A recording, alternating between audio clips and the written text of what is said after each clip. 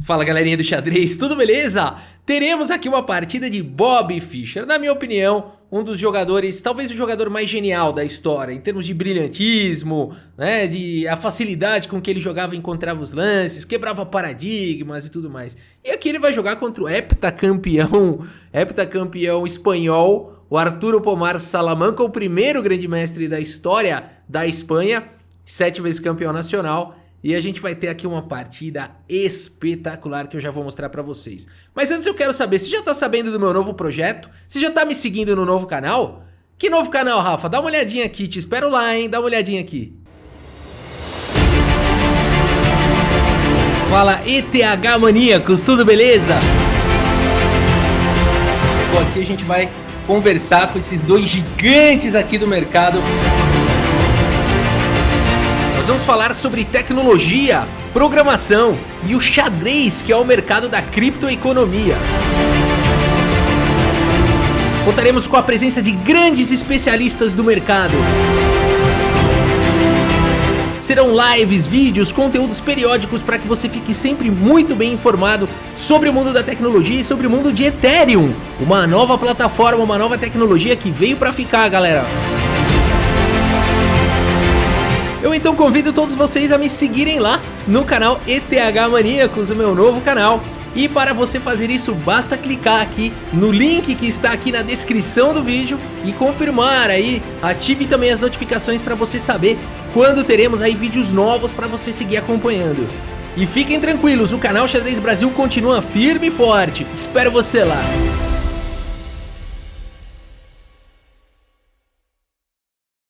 Muito bem, galera, temos aqui então o Arturo Pomar Salamanca de brancas contra Bobby Fischer e ele abre com peão dama. O Bobby Fischer responde com cavalo em F6 e depois de C4 ele fala: tô a fim de jogar Benoni. É, galera, porque aqui é o seguinte, você pode jogar, né, tentar ir para uma Ninja Índia ou até mesmo por uma Grunfeld, defesa índia do rei, gambito da dama recusado.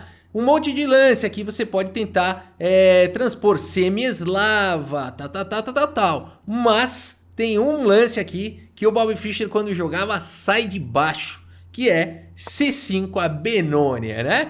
E aqui então a partida seguiu com D5, em geral é isso que as brancas fazem, né? E aqui então o Bobby Fischer não vai para a preferida do grande mestre Rafael Leitão, o Gambito Benko, aqui...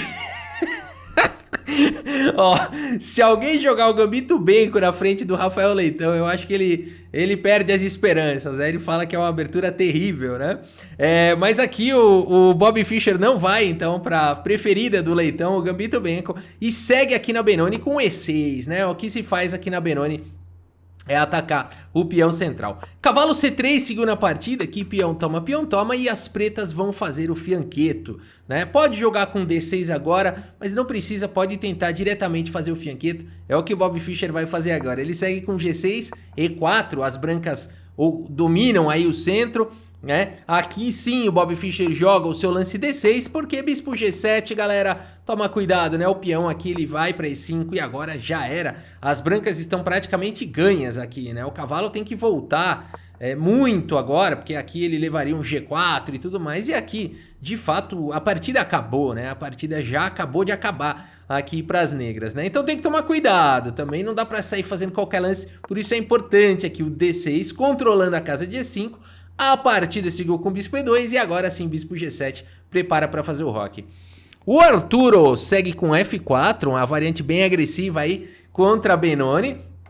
O Bobby Fischer faz o roque e aqui cavalo F3 segue desenvolvendo. Bobby Fischer segue com torre aqui em E8, é o que os jogadores de Benoni fazem depois do fianqueto. Pressiona o peão central e aqui o Arturo segue com o lance cavalo D2, né? Indo para uma linha aqui um pouco menos promissora. Hoje em dia a turma joga com E5 aqui mesmo e vai para os perigos aqui, vai para as loucuras, né?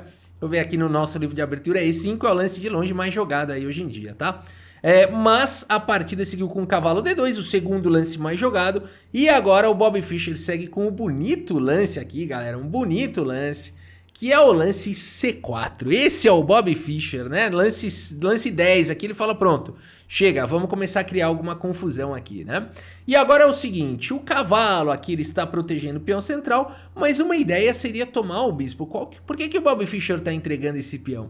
O Bobby Fischer está entregando esse peão por atividade. Se as brancas tivessem capturado aqui em C4, o Bobby Fischer provavelmente seguiria com o cavalo A6, com a ideia de colocar o cavalo aqui em C5, por exemplo, o roque e cavalo C5, e as pretas têm um excelente jogo, muito melhor do que parece, né? Aqui na verdade as pretas estão com vantagem segundo os computadores, porque estão atacando o peão central, estão com facilidade de trazer as peças para o jogo, e as brancas vão ter que perder mais alguns tempos aí, e certamente as pretas vão recuperar o peão e ter mais atividade, né?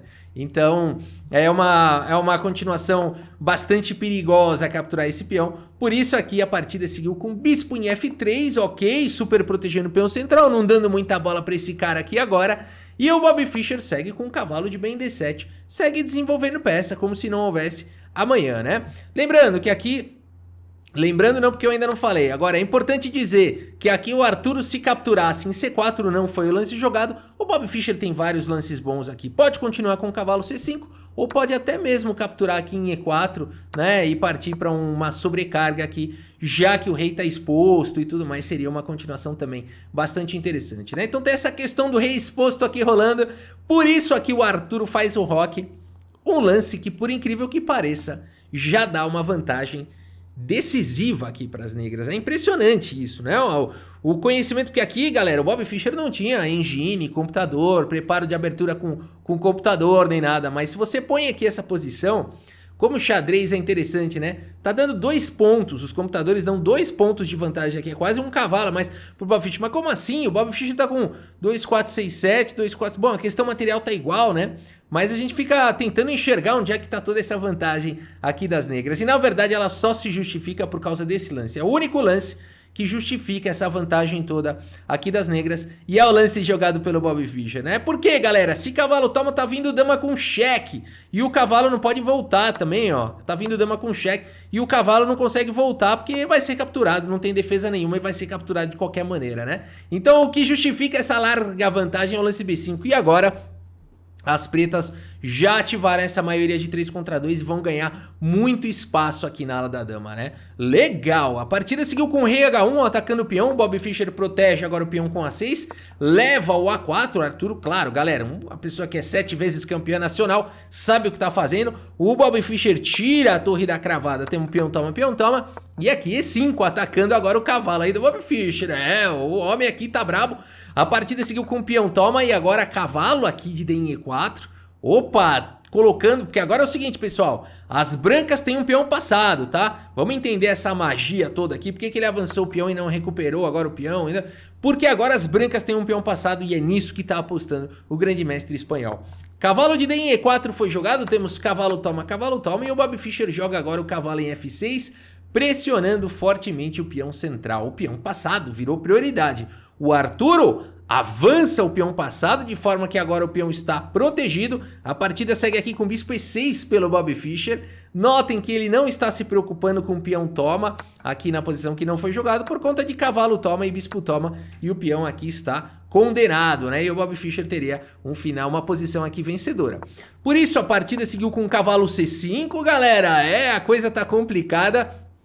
E o Bobby Fischer segue aqui com tranquilidade com o lance E4. Devolvendo um pouquinho de material, né? Devolvendo aí o peão, cavalo por E4, bispo por E4.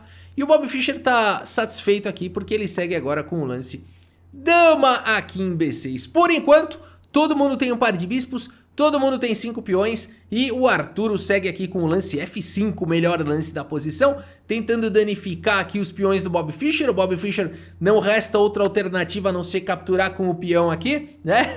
E a partida seguiu agora com o bispo atacado, o bispo volta para casa de C2, galera. Posição perigosíssima. O Bobby Fischer tem um peão a mais? Tem um peão a mais, mas o rei dele aqui vai sofrer ataques. E as brancas têm peão passado. A questão toda é essa. O Bobby Fischer segue tentando trocar dama agora com dama D4. O Arturo fala de jeito nenhum.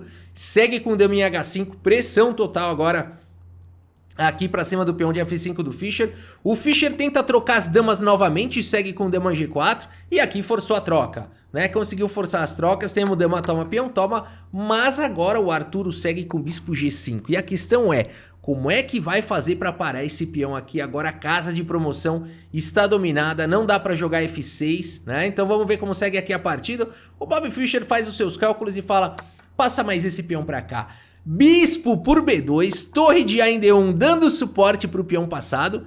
E agora, como é que faz pra segurar esse trator aqui? O Bobby Fischer tem tudo sob controle, ele vai pro melhor lance da posição B4, avançando com esses dois peões passados e conectados. O Arturo segue aqui com D7, avançando o peão. E a partir desse momento o Bobby Fischer faz 3 lances brilhantes na sequência. Segundo os computadores, os 3 próximos lances do Bobby Fischer são 3 lances brilhantes. E o primeiro lance brilhante deles é o único, por isso brilhante, o melhor lance da posição, torre de E em D8. Galera, cadê o brilhante aqui? Ó? Vamos colocar o brilhante aqui, merece, a Engine deu esse lance aqui como brilhante, né? Ameaçando tomar o peão e entregando a torre, né? O ponto todo é que se tomar a torre aqui, ó, não foi o lance jogado, o peão tá condenado, né? O peão aqui tá condenado e o Bobby Fischer tem uma qualidade a menos, é verdade. No entanto, ele tem 2 peões a mais e não são 2 peões quaisquer. São peões passados e conectados. Tem uma posição bem vantajosa aqui para as negras. Por isso, primeiro lance brilhante do Bobby Fischer, a partida seguiu. Calma, hein? Calma, olha só o que tá acontecendo. Bispo A4, não permitindo a captura do peão, ameaçando mais uma vez capturar aqui a torre e o Bobby Fischer vai pro segundo lance brilhante na sequência. B3, deixando a torre mais uma vez. Olha só, galera. Opa, aqui não, aqui é esse agora. Mais um lance brilhante aqui do Bobby Fischer, o segundo na sequência. A partida seguiu com torre de F em E1, e aqui é o seguinte, mais uma vez, se bispo toma, a torre toma, tudo bem que o peão tá seguro, mas agora, né, aqui tem um tapete vermelho aqui, esse peão vai avançar pra felicidade aí, né? Então, fica realmente numa posição vantajosa aqui pras negras.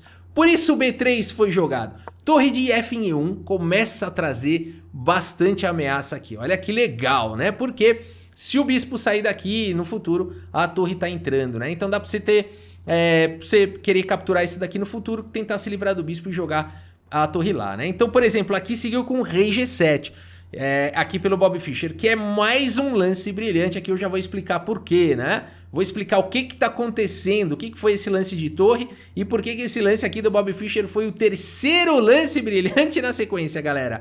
Aqui é o seguinte, olha o perigo desse lance. Se o Bobby Fischer segue disparando o peão passado, o Arturo consegue empatar aqui a posição. Como assim? Pois é, ele jogaria bispo toma e depois de torre toma, bispo por peão.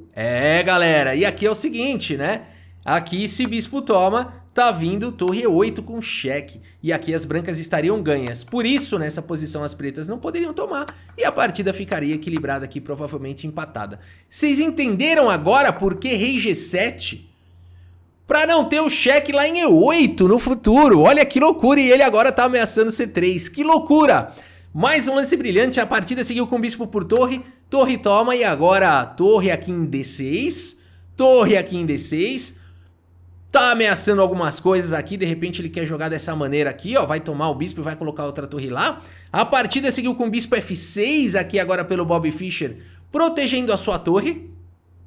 E aqui torre de E em D1 foi jogado. E o Bobby Fischer, com toda a calma do mundo, com todo o controle da posição, primeiro joga o bispo em F6, dando suporte para a casa de promoção, saindo da mira de qualquer sacrifício de qualidade. Torre B6 foi jogado, meio que tentando segurar o avanço do peão. Não tem problema, Bobby Fischer segue com o lance frio aqui, H6. Simplesmente protegendo seu bispo. Olha o domínio de jogo do Bobby Fischer, ele tá com uma qualidade a menos aqui. E ele tá com a tranquilidade de jogar um H6, deixando o peãozinho, o bispo protegido. A partida seguiu com torre C6, agora tentando evitar o avanço dos peões. E o Bobby Fischer, com a casa de promoção bem dominada, segue com torre A8. O bispo tá atacado. A partida segue com o bispo B5, colocando o bispo em segurança e atacando o peão. E o Bobby Fischer segue agora com um lance genial aqui. Ele segue com o lance bispo por peão, atacando a torre e atacando o bispo, sacrificando o bispo. E a partida seguiu com H4, vamos tentar entender por quê. Aqui não dá pra tomar esse bispo por conta de checkmate na fileira do fundo. A torre tem que voltar e aqui a gente tem checkmate. No entanto, galera, o Arturo agora me joga o lance H4 e olha a situação do Bob Fischer. Porque agora ele tem duas peças atacadas e não tem mais checkmate na fileira do fundo. O Bob Fischer captura em C6, bispo por C6 e agora o Fischer tem a torre atacada e o bispo atacado. Como é que ele vai fazer agora? O material tá igual, mas ele tá com duas peças atacadas. O Bob Fischer não protege nem o bispo e nem a torre. Bob Fischer segue com C3, como se não houvesse amanhã. 2 peões passados e conectados, uma das coisas mais poderosas no xadrez. Na sexta horizontal, valem ouro. Mais pra frente, valem mais do que barra de ouro. O que vale mais do que barra de ouro? Sei lá, diamante. Olha aí, o combo do grande mestre diamante. Diamante. Aqui é o seguinte, H por G5 segunda partida, passa o bispo pra cá. Por que ele não pegou a torre, Rafa? Não faz diferença. Não faz diferença, vai seguir meio parecido. Não faz diferença. Porque aqui a partida seguiu com peão por... Aqui, ó. Peão por bispo. E o Bob Fischer segue aqui. C2, deixando a torre agora. A partida seguiu com G por H6, cheque, capturando o peão. Bob Fischer faz o lance rei H8, meus amigos. E o Arturo Pomar Salamanca abandona aqui a partida. Abandonou porque não dá mais, pessoal. É a força dos 2 peões passados e conectados. Aqui acabou. Não dá pra tomar a torre, não dá tempo, simplesmente tá caindo a torre. E se tentar tirar a torre em segurança, não tem jeito aqui, B2, olha que bonito. Deixando a torre aqui e não tem como... Olha, as pretas podem até jogar um lance. O melhor lance é até a maldade aqui, né? Porque você pode simplesmente promover qualquer um peão aqui e tá ganho. Mas o computador é tão cruel aqui que ele fala que G3 é o melhor lance porque ele quer dar mate aqui. Ele não quer deixar nem o rei escapar já. Aqui a melhor sequência seria jogar... Olha a força dos 2 peões passados e conectados. É tão forte isso que as pretas podem se dar um luxo de fazer um lance assim, ó, matador aqui, ó, G3, ó.